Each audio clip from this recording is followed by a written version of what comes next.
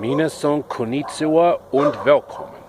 And today I'm going to tell you guys the story about my personal favorite fairy tale ever written, and that's Thumbelina, written by Hans Christian Andersen in December of 1835. Without further ado, let's begin, shall we? Once upon a time, there lived an old woman who longed to have a child, but she did not know where to find one. So she asked an old witch for help, and the witch told her, "Take this barley corn and plant it in a flower pot, and watch what happens by morning." The old lady thanked the old witch and rushed home and planted the barley corn immediately. And then the next morning, the old lady watered it some more and said, "What a pretty flower. I think I'll kiss it guten Morgen." And then out of nowhere, the flower opened up with a pop. It was a real tulip, as you can see. Inside the flower was a sweet, adorable little girl, delicate and graceful to behold. She was half a thumb's length in height and named her Thumbelina. A polished walnut shell served her as a cradle, and a blue-violet leaf was her mattress. Thumbelina and the old woman became like a real family. La familia, die Familie, le famille, il famiglia. And they had a lot of fun together. And then, one night, an ugly frog came to the windowsill and snatched Thumbelina right out of the house. And the frog said, "What an adorable little girl. She will be perfect for my son Terry," the old frog said. And then by the next morning, we see Thumbelina on a lily pad, and she was frightened on the frogs.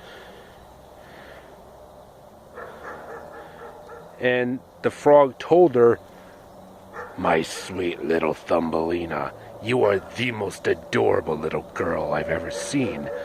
You will be perfect for my son Terry." But Thumbelina had no words on how ugly that dude was. Then, when the frogs left to build the new home, Thumbelina couldn't help but cry.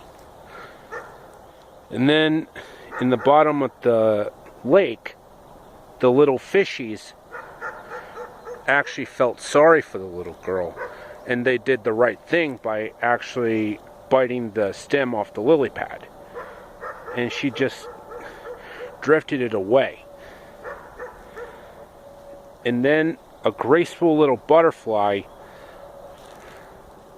landed safely on the lily pad, and she used her sash and tied it on the butterfly's leg, and they flew high above the ground.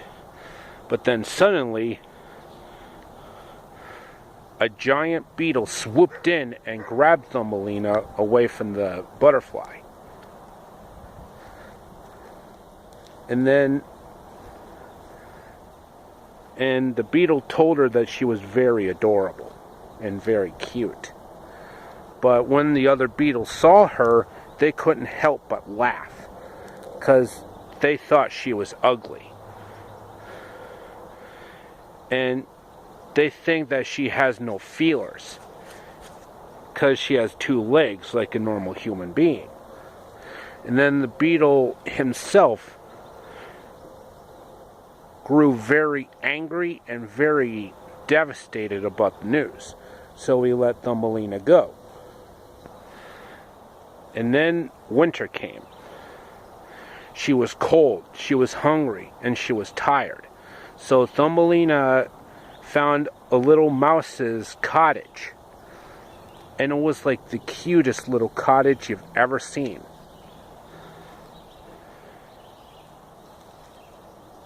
So she reluctantly knocked at the door. But the field mouse actually came running for the door.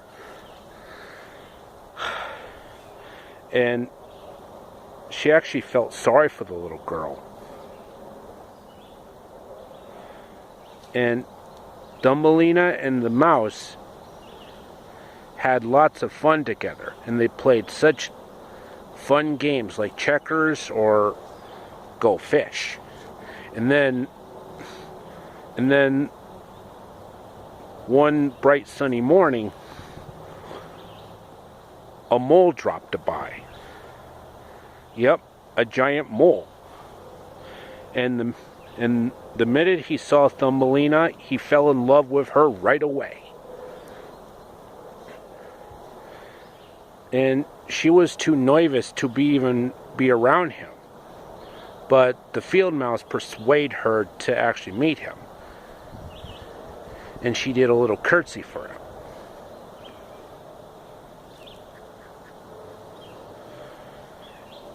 And then the mole informed them that there was a dead swallow in the hole. "Well, that's enough twitter, twitter, twitter up there, 'cause I can't stand birds.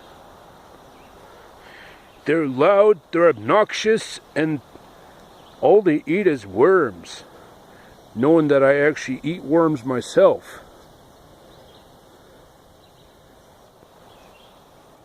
And even Thumbelina felt sorry for him. But then the next night, she found out that the bird wasn't dead, just cold from the snow. And the bird said to her, "Oh, thank you so much, Thumbelina. You really saved my life." But she told him not to move an inch. So she made some warm soup for him and gave him a warm blanket. And then spring comes.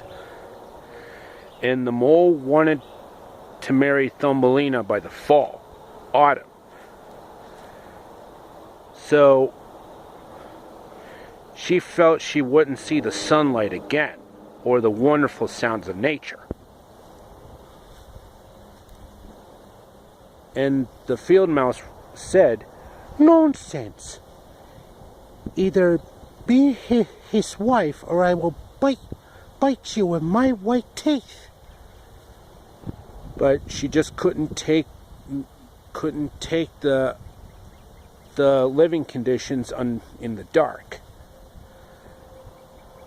And then the swallow flew by and gave Thumbelina a ride to warmer countries by the next winter, which in my take is going to be Florida, mostly in the Tampa Bay or Miami area.